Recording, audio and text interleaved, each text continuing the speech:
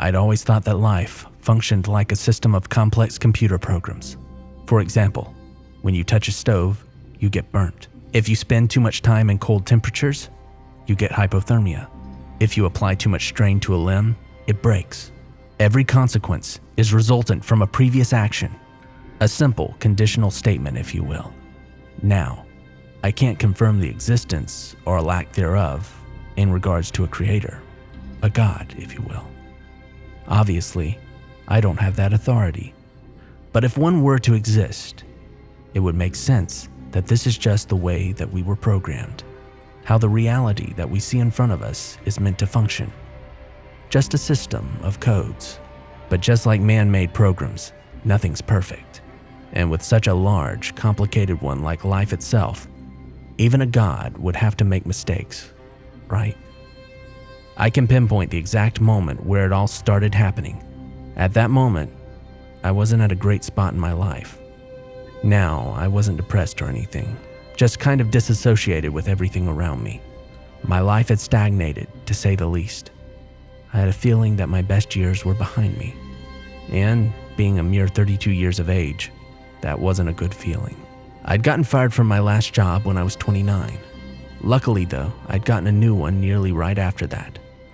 Now, it wasn't one that I liked, but I suppose that beggars can't be choosers. However, my office was only around a 10-minute walk from my studio apartment, so that was good. Anyhow, it was a late-night work session. Most everybody else had gone home, but I'd stayed due to the amount of work that I'd procrastinated on for weeks prior. I wanted to get a good chunk of it done. At one point, I got up in order to pour myself some coffee. As I was walking into the kitchen, I noticed a door located in one of the corners. The thing is, I didn't think that I'd ever seen it there before. But I also rarely went into the kitchen, so maybe that was something. You see, I find small talk with my particular coworkers to be incredibly excruciating. So I just assumed that I didn't pay enough attention to notice it. It was a rather large area after all. But out of sheer curiosity, I decided to see where it led. I was honestly expecting it to be a pantry of some sort. However, I was surprised when I opened it up. It was an empty, medium-sized room with smooth gray walls and floors. I walked around, exploring the place for a while before quickly realizing that there was literally nothing in there. It was pretty weird, in all honesty. I mean, what was this place, and what purpose did it have? As I was about to turn and head out, I noticed what appeared to be small objects in one of the corners of the room. Now, I could have guaranteed that they weren't there before. In fact, I nearly jumped out of my skin when I saw it. I quickly walked over and examined them, discovering that they appeared to be a couple of rifle rounds. I just threw them back down and left that room. I was beginning to feel uneasy. I ran back into the office and prepared to head home. I just assumed that the work had been getting to my head. To make sure, I looked around in order to see if anybody else was still there. The janitor was, so I made the assumption that he was the one who had placed the bullets there. But in retrospect, that made absolutely no sense.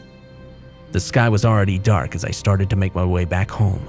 It was around 8 p.m. when I'd left. Feeling somewhat hungry, I decided to stop by at a pizza place on the way home.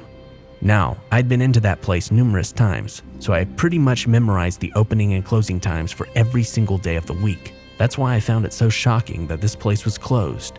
It was always opened until 9 p.m. on weekdays. Whatever, I thought. This wasn't even the strangest thing that had happened to me that day. The place must have just abruptly changed their hours. I looked over at the opening and closing times displayed out in the windows to confirm it. However, this part made less sense. 6 out of the 7 days maintained their same schedule.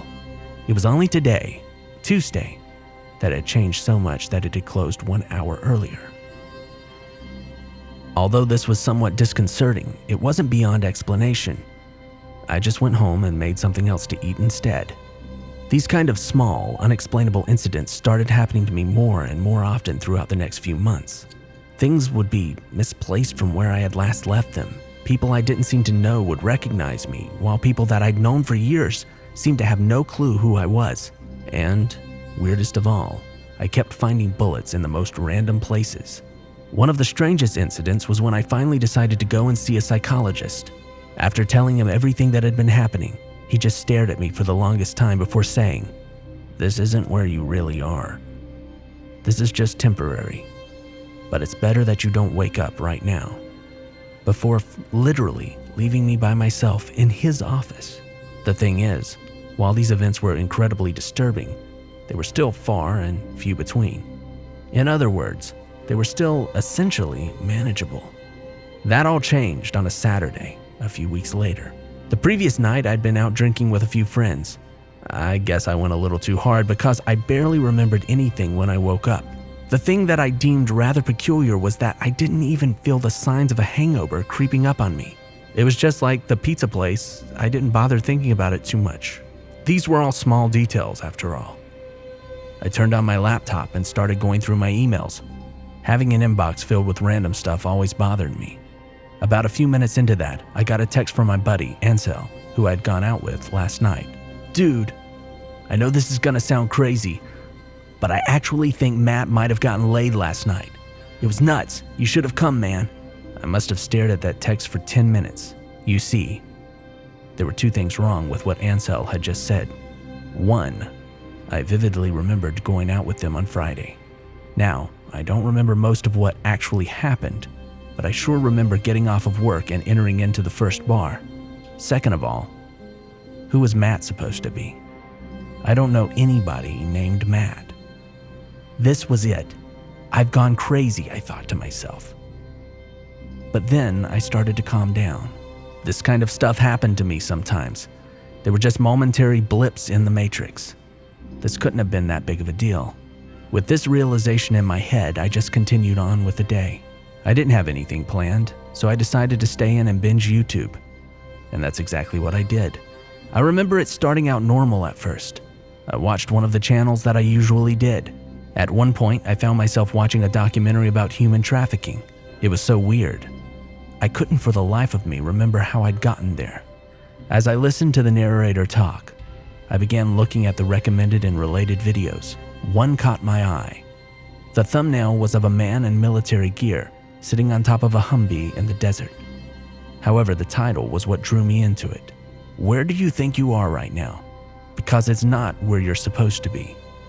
I remember just sitting there, trying to understand what the title was getting at.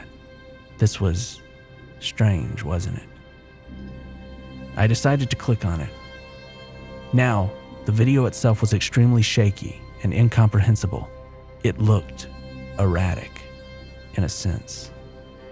I could tell that it was filmed inside, but I'm not really sure what kind of a place. I could make out what appeared to be rotting wooden walls, but that was about it. However, the audio was the really messed up part. There was screaming. Desperate, hoarse, painful ones. About 3 sets in total. And they wouldn't stop. That's when I noticed the duration of the video. 26,288 hours and 22 minutes. Now, I was pretty sure that that wasn't possible because of YouTube's upload duration limits. I closed the video and then the laptop. That was enough for the internet today. I yawned and stretched my arms out. I felt so tired for some reason. That's when I checked the time. It was 11 p.m. I got out of my chair and opened my blinds. It was indeed dark outside. What's going on, I thought. I knew for sure that I had opened up my laptop at around 1 p.m. and there was no way that I'd been on it for 10 hours.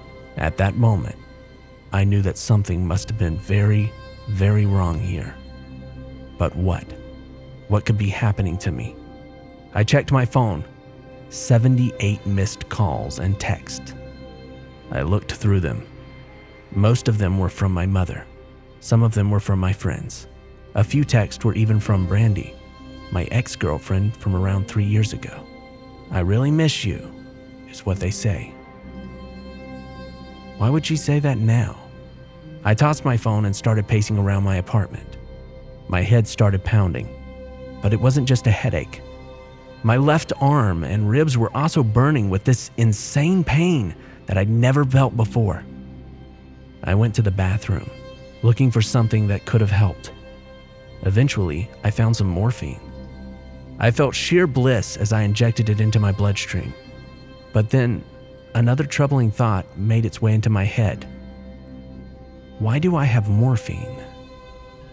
I couldn't recall a situation that would have led to me having it in my possession. I walked out of the bathroom and started pacing again. This was just a nightmare. I tried telling that to myself. But why was the pain so vivid? I decided that I really needed to get some rest. I started heading towards my bed when I was jolted by the sounds of explosions coming from inside my bedroom.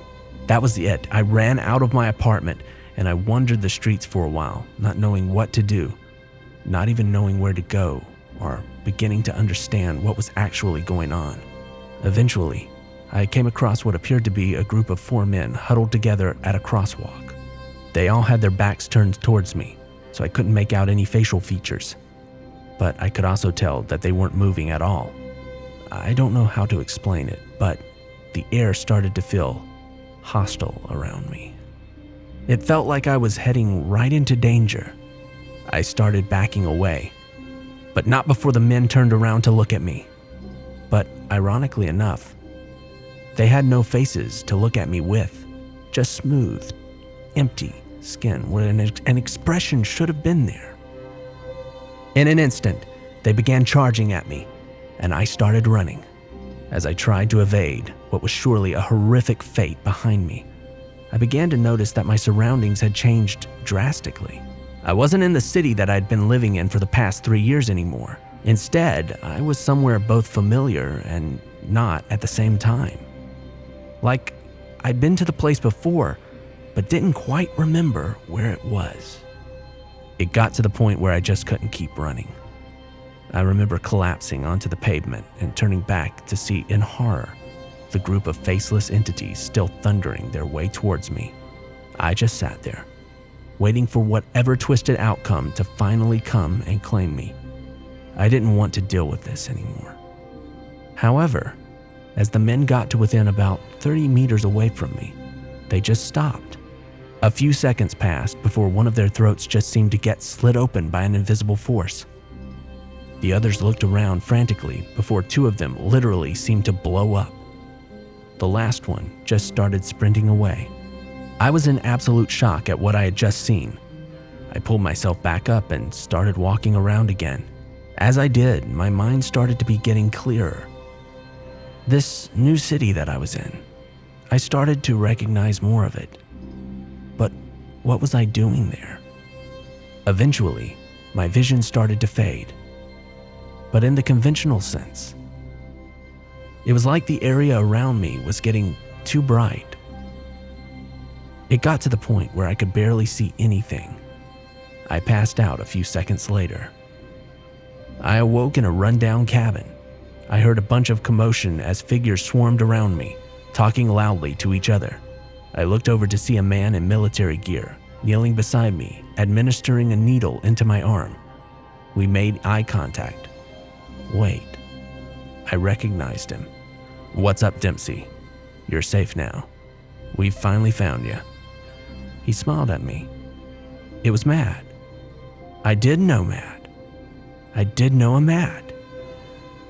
I started looking around at the room to find it filled with other military guys. There were also 2 skinny, broken-looking men who also were being tended to. In addition to that, there were also 3 body bags on the floor. I was still somewhat disorientated, so I passed out again. I woke back up again in a hospital room. A man in a suit was sitting by the foot of my bed, looking at his phone. He smiled when he saw that I was up. "Mr. Dempsey, how are you feeling?" He went on to explain how I was actually a Navy SEAL. I had been sent on a mission to capture a notorious human trafficker who had been tracked down to an abandoned town in Belarus. However, things went south and nearly everybody on my team had died, leaving only 3 of us, including me, to be captured and used as leverage towards the US government. We were held hostage there for 3 years, constantly being tortured during that time. It was only a few days ago before they finally found us, also managing to kill the trafficker. After dropping that bomb on me, the man left me alone to contemplate. It all started to come back to me. The mission, the ambush. However, I didn't remember the torture. That was when my memory became foggy and was replaced by the life that I thought I had been living just a few days prior. The evidence of my physical deterioration was evident. I was bone skinny and had cuts all over my body, and I was missing my left ring finger. But I don't remember experiencing any of that. I told all of this to my nurse, but she probably thought that I was insane. Who knows? Maybe I am. However, I asked for a laptop so that I could type all of this down, and my request was granted. The first thing that I did was to search up on major events that had happened during the 3 years that I was out of commission. It all lined up. The Cubs won in 2016. Trump took office in 2017. Carrie Fisher died. I knew it all. I even searched up Brandy's Facebook profile. She had the same picture that she'd updated only a few months ago.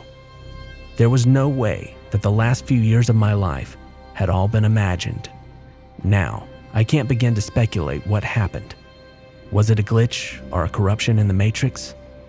I couldn't say. Was it a mistake by God? Possibly. But maybe it wasn't a mistake. Maybe it was deliberate. Maybe this God knew exactly what he was doing.